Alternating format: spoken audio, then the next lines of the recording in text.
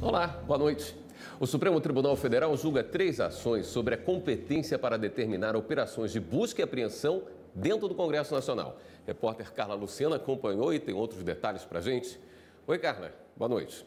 Olá, William, boa noite para você, boa noite a todos. Olha só, hoje tivemos sessão plenária aqui no STF, tanto pela manhã como agora à tarde. E vou começar falando sobre um caso que foi julgado logo no comecinho da sessão de hoje, que trouxe uma discussão até curiosa. Os ministros debateram se era possível anular uma decisão do STF, tendo como recorrente, ou seja, um sindicato que hoje não existe mais. Na verdade, esse sindicato ele representava trabalhadores da área de petroquímico de Camaçari, na Bahia. E aí, na época, o sindicato entrou com ação aqui no STF questionando se deveria prevalecer a Convenção dos Trabalhadores ou uma lei criada na década de 90, durante o governo do ex-presidente Fernando Collor, relacionada ao salário deles. Este caso, ele tramitou aqui no STF com vários recursos. E hoje, então, os ministros discutiram isso, se esse último recurso, que tratava de um sindicato que não existe mais, e por que ele não existe mais? Porque ele se uniu a um outro sindicato e formou um só. Mas então vamos acompanhar na reportagem como foi finalizada essa discussão. No ano passado, o ministro Marco Aurélio votou para anular a decisão de 2015 do plenário porque, na época, não foi levada em conta a extinção do sindicato. Nessa quarta, ele manteve o voto. O sindicato, que deixou de existir em 2000, acabou realmente praticando um ato, interpondo embargo de divergência. E, pasmem, senhores, embora inexistente esse sindicato, nós conhecemos, e já disse que somei o meu voto ao do relator nesse sentido, conhecemos e provemos esse embargo de divergência com uma repercussão ímpar. Mas prevaleceu por maioria de votos a divergência do ministro Alexandre de Moraes. Para ele, não há motivos para derrubar a decisão da Corte. Houve uma fusão sindical, além de não ter sido alegado no momento propício, essa nova realidade jurídica sindical não pertencia, não estava disposta no quadro processual, não, em momento algum, se levantou qualquer problema em relação a isso.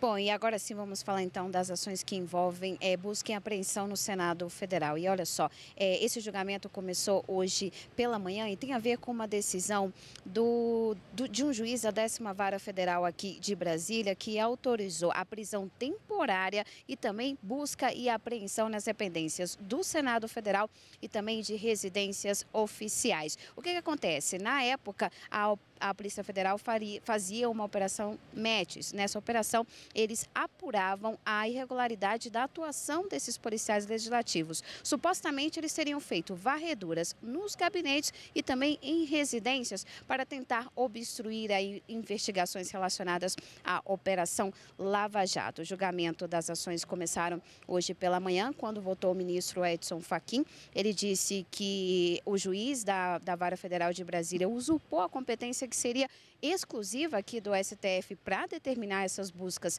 e apreensões, mas ele aceitou um pedido da Procuradoria-Geral da República para não destruir as provas que foram aí obtidas nessa operação. Ele apenas anulou as interceptações telefônicas que foram feitas com parlamentares durante essa operação. Já agora à tarde, o ministro Alexandre de Moraes também concordou que a competência para determinar a busca e apreensão no Congresso seria do STF e decidiu que, por isso, as provas deveriam sim ser anuladas. Vamos ver. O ministro Alexandre de Moraes, relator de uma das ações, reconheceu que é possível busca e apreensão nas dependências do Congresso Nacional e apartamentos funcionais, desde que autorizadas pelo STF, o que não aconteceu no caso. Investigações disfarçadas,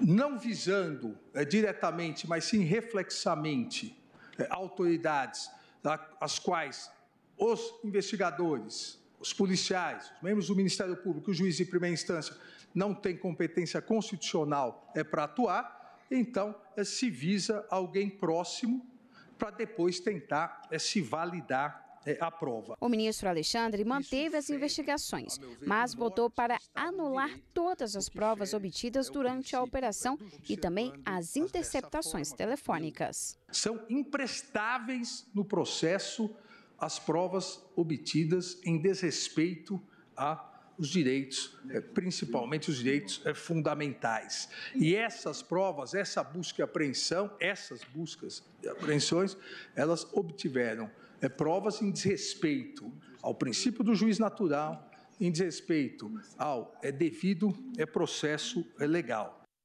A gente conversa agora com a consultora jurídica da TV Justiça, Karina Zuccolotto. Boa noite, Karina. Boa noite, William. Nós tivemos hoje uma sessão mais extensa do que o normal, né? Iniciando-se pela manhã.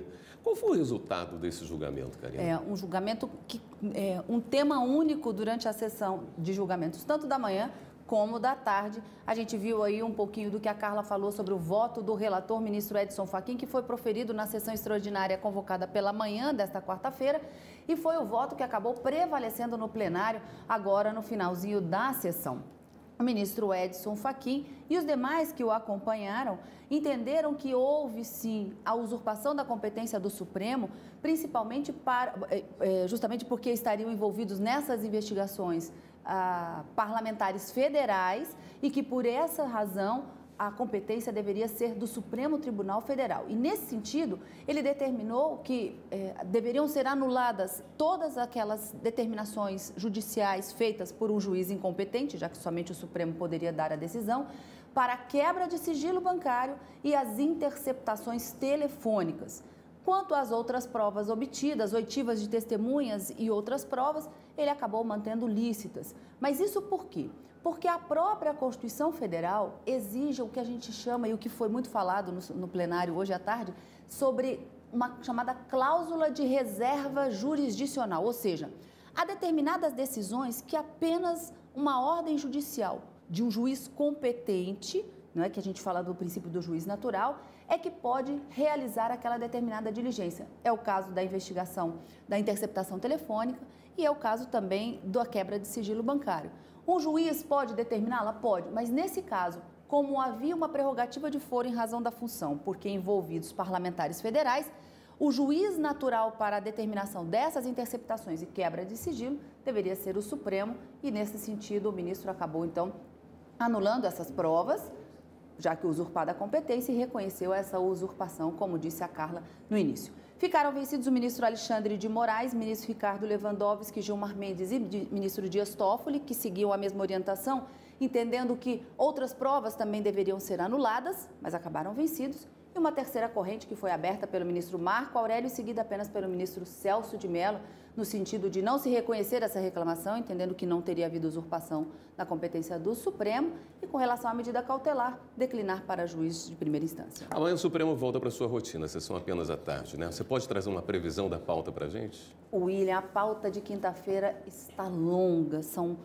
mais de 50 processos elencados e o grande tema da sessão plenária de amanhã, sem dúvida alguma, são reservas indígenas. Dentre elas, uma ação civil originária cujo julgamento já foi iniciado e, caso seja retomado, deve ser apresentado o voto visto da ministra Carmen Lúcia como sucessora do ministro Nelson Jobim. E aqui a discussão é para saber se uma empresa teria ou não direito à indenização em relação àquelas terras que ela alega ser dela por estar dentro dos limites de uma reserva indígena. E aí, vários outros processos envolvendo reservas indígenas, limitações, demarcação entre fronteiras de dois estados, são temas para a sessão plenária de amanhã à tarde. A partir das 14, eu aguardo você aqui à noite. Combinado. Obrigado.